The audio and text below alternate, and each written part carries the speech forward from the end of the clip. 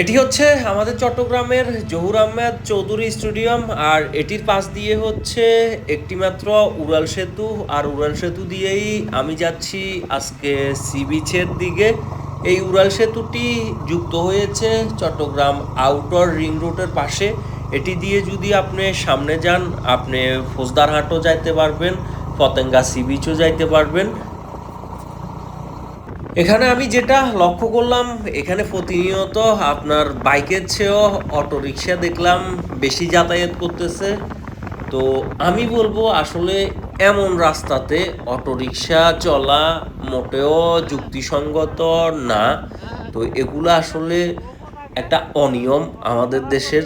বা দুর্ঘটনা কেন হচ্ছে, এখন আমরা যদি দুর্ঘটনার কারণ খুঁজতে যাই, তখন দেখা যাবে এই অটোরিকশাগুলোর কারণেই অধিকাংশ সময়ে দুর্ঘটনা হচ্ছে। পরবর্তীতে দোষ দেওয়া হচ্ছে ট্রাক বা অন্যান্য গাড়ির উপরে। তো কেন আসবে এরকম সড়কে অটোরিকশা? আসার তো কোনো ওয়ে নাই, ঠিক আছে? যারা চালাচ্ছে অটোরিকশা বা যারা অটোরিকশা চালিয়ে রিজিক উপার্জন করতেছে, তারা ভিতরের রুটগুলোতে চালাক। এসব রুটে কেন অটোরিকশা চলবে? আমাদের দেশের সিস্টেমটা এমন যে কেউ কাউকে মানতেছে না, সবাই সবার মতো। কখন যে ভালো হবে বলা যায় না।